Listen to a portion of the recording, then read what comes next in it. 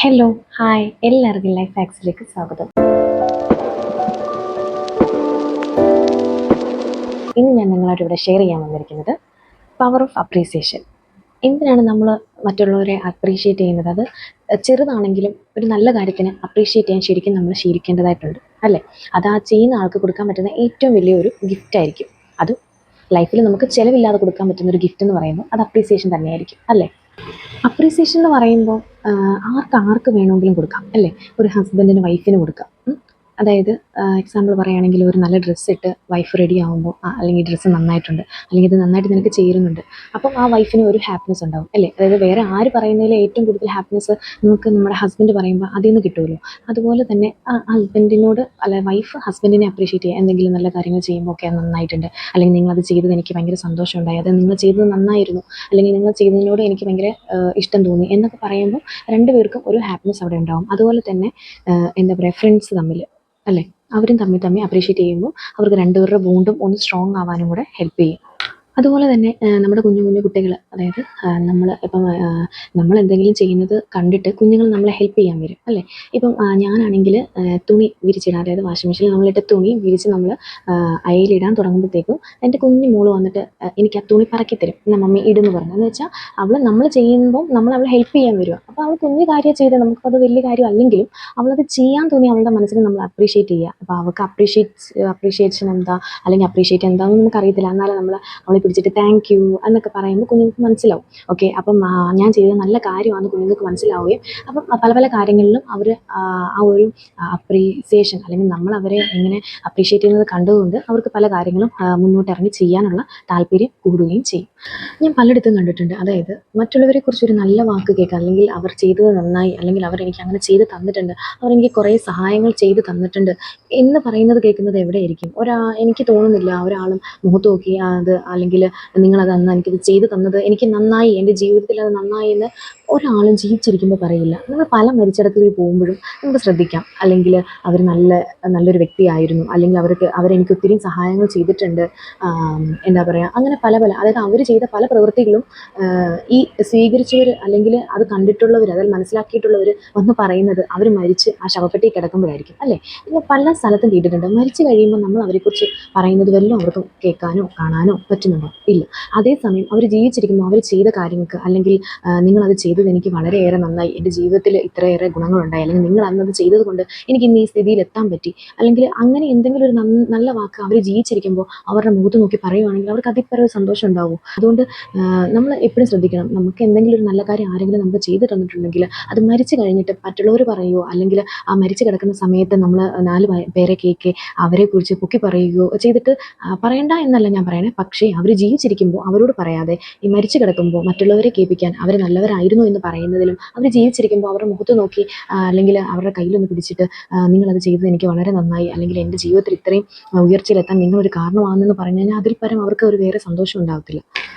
പിന്നീട് എനിക്ക് പറയാനുള്ളത്, ഇപ്പം നിങ്ങൾക്ക് ഒരാളെ അപ്രീഷിയേറ്റ് ചെയ്യാൻ താല്പര്യമില്ല, അതായത് എനിക്ക് അപ്രീഷിയേറ്റ് ചെയ്യുന്നതിനോട് വലിയ താല്പര്യമില്ല എന്ന് വെച്ചു, പക്ഷേ നമ്മൾ ഒരിക്കലും അയാളെ ഡിസ്കറേജ് ചെയ്യരുത്. അതായത് ഒരാളെ എൻകറേജ് ചെയ്തില്ലെങ്കിലും അവരെ ഡിസ്കറേജ് ചെയ്യാതിരിക്കുക. ഇപ്പം നമ്മൾ അപ്രീഷിയേറ്റ് ചെയ്യുക ഇല്ല എന്നുള്ളതൊക്കെ അത് ഓരോരുത്തരുടെ മനസ്സിൽ നിന്ന് വരുന്നത്. എനിക്ക് അയാൾ അപ്രീഷിയേറ്റ് ചെയ്യാൻ തോന്നുന്നു എന്ന് നമ്മുടെ ഉള്ളിൽ നിന്നല്ല വരണ്ടേ, അല്ലെങ്കിൽ അയാൾ പറഞ്ഞതുകൊണ്ട് ഞാൻ അപ്രീഷിയേറ്റ് ചെയ്യുക, അങ്ങനെ നമുക്ക് ഒരിക്കലും പറ്റില്ല. അപ്പോൾ നമ്മുടെ ഉള്ളിൽ നിന്ന് ഒരാളെ അപ്രീഷിയേറ്റ് ചെയ്യാൻ തോന്നുന്നില്ല എന്നുണ്ടെങ്കിൽ ഒരിക്കലും നമ്മൾ അയാളെ ഇൻസൾട്ട് ചെയ്യുകയോ അല്ലെങ്കിൽ ഡിസ്കറേജ് ചെയ്യുകയോ ചെയ്യരുത്. എനിക്ക് അപ്രീസിയേഷനെ പറ്റി പറയുമ്പോൾ എനിക്ക് ഓർമ്മ വന്നത് തോമസ് ആൽവ എഡിസനെ എന്ന വ്യക്തിയെ പറ്റിയാണ്. അതായത് നമുക്ക് എല്ലാവർക്കും പരിചിതമായ ഒരു കഥയുണ്ടല്ലോ.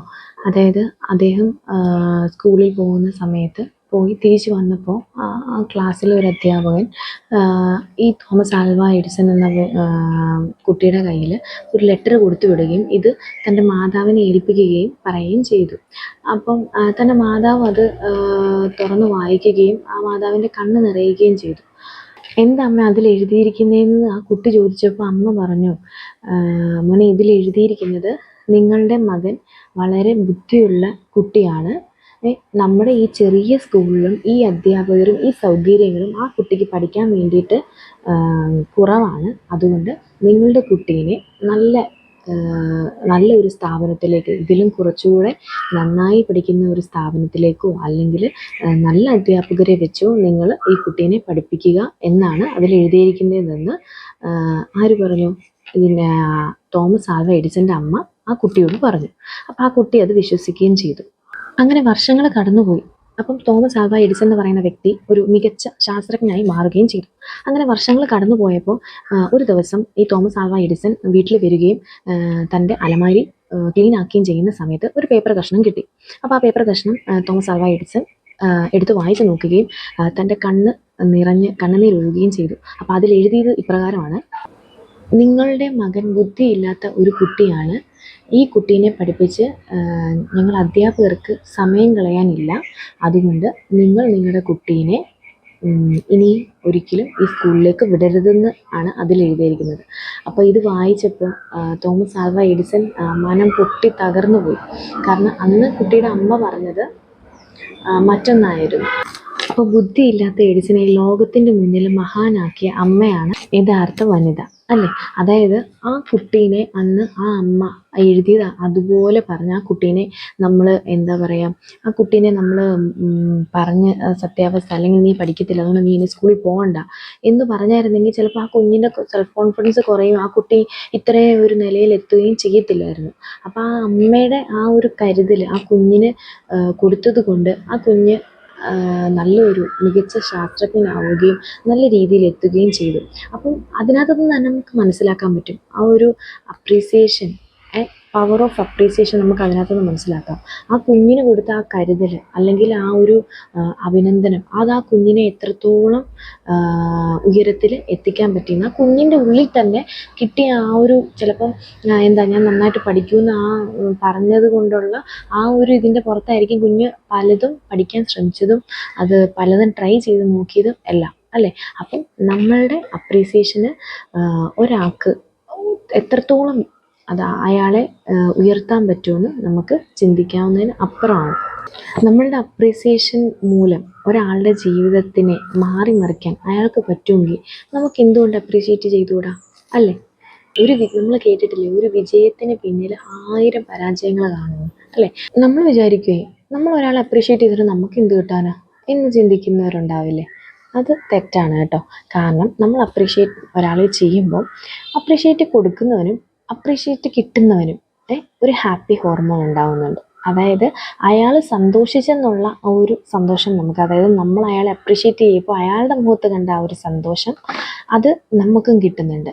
അതായത് നമുക്കൊരു എന്താ പറയുക, ഒരു ഫീൽ ഗുഡ് നമുക്ക് തോന്നുമ്പോൾ നമ്മുടെ ബ്രെയിൻ ഹോർമോൺ റിലീസ് ചെയ്യും, അതായത് നമ്മുടെ സെറോട്ടോണിൻ ഹോർമോൺ റിലീസ് ചെയ്യും. അപ്പം നമുക്ക് രണ്ടുപേർക്കും, അതായത് അപ്രീസിയേഷൻ കൊടുക്കുന്നവർക്കും അപ്രീസിയേഷൻ വാങ്ങിക്കുന്നവർക്കും ഇത് നമുക്ക് ഉപകാരപ്രദമാണ്. അതായത് നമുക്കും കൂടെ ഗുണമുള്ളൊരു കാര്യമാണ് മറ്റുള്ളവരെ നമ്മൾ അപ്രീഷിയേറ്റ് ചെയ്യുക എന്ന് പറയുന്നത്. ഞാൻ അപ്രീസിയേഷൻ എൻ്റെ ഒരു സ്റ്റോറി പറയാം കേട്ടോ. എൻ്റെ ഒരു സ്റ്റോറി എന്ന് പറയുമ്പം ഞങ്ങൾ ഇൻറ്റേൺഷിപ്പ്, അതായത് നഴ്സിംഗ് പഠിച്ചുകൊണ്ടിരിക്കുന്ന സമയത്ത് ഇൻറ്റേൺഷിപ്പിന് വേണ്ടിയിട്ട് കോളേജിൽ നിന്ന് കൊണ്ടുപോകും. അപ്പം ഞങ്ങളെ കൊണ്ടുപോയത് അപ്പോളോ എന്ന് പറയുന്നൊരു ഹോസ്പിറ്റലാണ്, ബാംഗ്ലൂർ ബന്നർഘട്ട. അപ്പം ഞങ്ങൾ അവിടെ പോയി. അപ്പം ഇൻറ്റേൺഷിപ്പ് എന്ന് പറയുമ്പം നമ്മളെ കൊണ്ട് അധികം അവിടെ പണിയൊന്നും ചെയ്യിപ്പിക്കത്തില്ല, എങ്കിലും നമ്മളെങ്ങനെ ഹെൽപ്പ് ചെയ്യാൻ വേണ്ടിയിട്ട്, അതായത് അവിടെ സ്റ്റാഫ് നേഴ്സ് ഉണ്ടാവും, അവരുടെ കൂടെ ജസ്റ്റ് നമ്മളൊന്ന് നിന്നാൽ മതി. അപ്പം അങ്ങനെ ചെയ്തത്, അതായത് അപ്പോളോ എന്ന് പറയുന്നത് അത്യാവശ്യം ഒരു എക്സ്പെൻസീവ് ആയിട്ടുള്ള ഹോസ്പിറ്റൽ, അത്യാവശ്യം ഒരു എന്താ പറയുക, കുറച്ച് ഒരു ഫിനാൻഷ്യലി ഇതൊന്നും ഇല്ലാത്തവർക്ക് അവിടെ നിൽക്കാൻ പറ്റില്ല. അപ്പം അങ്ങനെ ഒരു വാർഡിലായിരുന്നു ഞാൻ നിന്നത്, എക്സിക്യൂട്ടീവ് വാർഡ് എന്ന് പറയുന്ന ഒരു വാർഡിലായിരുന്നു നമ്മൾ നിന്നത്. അപ്പം അവിടെ ഒരു പേഷ്യൻ്റ് വന്നു, മലയാളി കേട്ടോ, ഒരപ്പച്ചൻ. അപ്പം നമുക്കാണെങ്കിൽ എൻ്റെ കൂടെ ഒരു സ്റ്റാഫും കൂടെ ഉണ്ടായിരുന്നത്, അവിടുത്തെ സ്റ്റാഫ് നേഴ്സ് ഉണ്ടായിരുന്നു. അപ്പോൾ അവരുടെ കൂടെ നമ്മൾ പോവാണ്.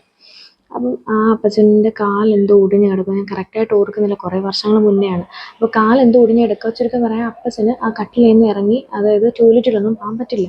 അപ്പം ആ ചേച്ചി ഡയപ്പർ ചേഞ്ച് ചെയ്യാൻ എന്നെയും കൂടെ വിളിച്ചുകൊണ്ട് പോയി. അപ്പം ഞങ്ങൾ ഡയപ്പർ ചേഞ്ച് ചെയ്തിട്ട് ആ ചേച്ചി അങ്ങ് പോവുകയും ചെയ്തു. അപ്പം നമുക്കവിടെ വാർഡ് ബോയും അല്ലെങ്കിൽ അങ്ങനെ ആൻറ്റിമാരെ നമ്മളെ ഹെൽപ്പ് ചെയ്യാൻ വേണ്ടിയുള്ള ആൻറ്റിമാരൊക്കെ ഉണ്ട്.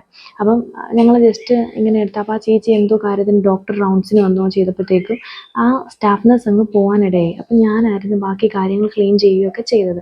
അപ്പോൾ ക്ലീൻ ചെയ്ത് കഴിഞ്ഞപ്പോൾ അതായത് ആ ഒരു പേഷ്യൻ്റ് അപ്പച്ചൻ എൻ്റെ തലയ്ക്ക് പിടിച്ചിട്ട് പറഞ്ഞു, മക്കളെ എനിക്ക് ഒട്ടും വയ്യാഞ്ഞിട്ടാ കേട്ടോ, ഒന്നും തോന്നല്ലേ എന്ന് പറഞ്ഞിട്ട് എൻ്റെ തലയ്ക്ക് ഇങ്ങനെ കൈ വെക്കുകയും ചെയ്തു. അപ്പോൾ എനിക്ക് ഭയങ്കര ഒരു സന്തോഷമാണ്. കാരണം ശരിക്കും അതെൻ്റെ ജോലി തന്നെയാണ്. അതായത് അവരവിടെ പൈസ കൊടുത്ത് ഇത്രയും എക്സ്പെൻസീവ് ആയിട്ടുള്ള ഒരു വാർഡിൽ കിടക്കുമ്പോൾ അവർക്ക് വയ്യാത്ത കാര്യങ്ങൾ നമ്മൾ ചെയ്തു കൊടുക്കുക എന്നുള്ളത് അത് എൻ്റെ ഡ്യൂട്ടിയാണ്. എങ്കിൽ പോലും അവരങ്ങനെ ചിന്തിക്കാതെ ഞാൻ ആ ചെയ്തതിനെ അവരെന്നെ അപ്രീഷിയേറ്റ് ചെയ്യുക ചെയ്തത് അല്ലേ. അപ്പം എന്നെ അനുഗ്രഹിക്കുകയും ചെയ്തു. അപ്പം എനിക്കപ്പോൾ അതൊരു ഇച്ചിച്ചി, അതായത് ഒരു എന്താ പറയുക, ഒരു ഡേർട്ടി ഫീൽ എനിക്ക് തോന്നിയില്ല. ആ ഒരു എന്താ മോഷൻ എടുത്ത് മാറ്റിയപ്പോഴും എനിക്കതൊരു ഇതായിട്ട് തോന്നിയില്ല. കാരണം എന്താ, അവരെ എനിക്കൊരു ഇത് തന്നു, അതായത് എന്നെ ഒന്ന് അപ്രീഷിയേറ്റ് ചെയ്തു. മക്കളെ എനിക്ക് വയ്യാഞ്ഞിട്ടാ കേട്ടോ എന്ന് പറഞ്ഞ് എന്നെ അനുഗ്രഹിക്കേണ്ട ചെയ്തപ്പോൾ എനിക്ക് ഭയങ്കര സന്തോഷമായി. അപ്പം അത് ഇന്നും ഇപ്പം ഈ അപ്രീസിയേഷൻ്റെ കാര്യം പറഞ്ഞപ്പോൾ അതെൻ്റെ മനസ്സിൽ. അപ്പം ഞാൻ പറയാം, നമുക്ക് ഏതൊരാളാണെങ്കിലും നമുക്കൊരു നല്ല കാര്യം ചെയ്താൽ, അല്ലെങ്കിൽ അവർ മറ്റുള്ളവർക്കൊരു നല്ല കാര്യം ചെയ്യുന്നത് കണ്ടാൽ ഒരിക്കലും നമ്മൾ മടിക്കണ്ട. അവരെ അപ്രീഷിയേറ്റ് ചെയ്യാൻ വേണ്ടിയിട്ട് ഒരിക്കലും നമുക്ക് മടിക്കേണ്ട ആവശ്യമില്ല. ഒരാളൊരു നല്ല കാര്യം ചെയ്തു കഴിഞ്ഞാൽ നമ്മൾ അപ്രീഷിയേറ്റ് ചെയ്യാൻ നാണിക്കേണ്ട ഒരു കാര്യമില്ല. ഇന്നത്തെ ഈ ഒരു കാലഘട്ടത്തിൽ ഇപ്പം എൻ്റെ വീട്ടിലൊക്കെ ആണെങ്കിലും മമ്മിയാണെങ്കിലും എന്തെങ്കിലും ഒരു കാര്യം ചെയ്താലും ഇങ്ങനെ അപ്രീഷിയേറ്റ് ചെയ്ത് അതിപ്പോൾ ആര് ചെയ്താലും പറയും കേട്ടോ. പക്ഷെ എല്ലാവരും അങ്ങനെ വേണമെന്ന് നമുക്ക് ഒരിക്കലും വാശി പിടിക്കാൻ പറ്റത്തില്ല. ഇപ്പം നമ്മുടെ അമ്മമാർ നമ്മളെ അപ്രീഷിയേറ്റ് ചെയ്യുന്ന പോലെ ഒരിക്കലും മറ്റുള്ളവർ നമ്മളെ അപ്രീഷിയേറ്റ് ചെയ്യണം എന്നില്ല, നമ്മളെ നിർബന്ധം പിടിക്കുകയും ചെയ്യില്ല. പക്ഷേ എന്താ പറയുക, നമുക്ക് അപ്രീസിയേഷൻ കിട്ടാൻ നമ്മുടെ മനസ്സ് ആഗ്രഹിക്കുന്നുണ്ടെങ്കിൽ നമ്മൾ മറ്റുള്ളവരെ അപ്രീഷിയേറ്റ് ചെയ്യുക. ഒരു നല്ല ഡ്രസ്സ് ഇട്ട് ആരെങ്കിലും കണ്ടാൽ, അതായത് വഴികൂടെ പോകുന്ന ആരെങ്കിലും, അങ്ങനെയല്ല, ഇപ്പം നമുക്കറിയാവുന്ന ഒരാൾ നല്ല ഡ്രസ്സ് ഇട്ട് കഴിഞ്ഞാൽ ഓക്കെ ഇത് നന്നായിട്ടുണ്ട്, നിനക്ക് നന്നായി ചേരുന്നുണ്ട്, അല്ലെങ്കിൽ ഒരു നല്ല ഫുഡ് ഉണ്ടാക്കി നമുക്ക് തന്നു കഴിഞ്ഞാൽ അല്ല നല്ല ഫുഡാണ്, അല്ലെങ്കിൽ നീ അങ്ങനെ അത് ചെയ്തത് നന്നായി എന്ന് അപ്രീഷിയേറ്റ് ചെയ്യാൻ ഒരിക്കലും മടി കാണിക്കില്ല. ഇന്നത്തെ കാലത്ത് അപ്രീഷിയേറ്റ് ചെയ്യുക എന്ന് പറയുന്നത് ഒരു കുറച്ചിൽ പോലെയാണ്. അതുകൊണ്ട് എനിക്ക് നിങ്ങളടുത്ത് പറയാനുള്ളത്, നമുക്കോ അല്ലെങ്കിൽ ഒരു നല്ല കാര്യം ഒരാൾ ചെയ്തു കഴിഞ്ഞാൽ അയാളെ നമ്മൾ അപ്രീഷിയേറ്റ് ചെയ്യുക എന്നുള്ളത് നമ്മുടെ ശീലമാക്കി മാറ്റണം എന്നാണ് ഞാൻ പറയുന്നത്. അപ്പോൾ ഇത്രയൊക്കെ ഉള്ളൂ എനിക്ക് തോന്നിയതും എൻ്റെ ചിന്തയിൽ വന്ന കുറച്ച് കാര്യങ്ങൾ ഞാൻ നിങ്ങൾക്ക് ഷെയർ ചെയ്തു തന്നു. അപ്പം വീഡിയോ ഇഷ്ടമായ ലൈക്ക് ചെയ്യുക, ഷെയർ ചെയ്യുക, സബ്സ്ക്രൈബ് ചെയ്യുക. ബൈ.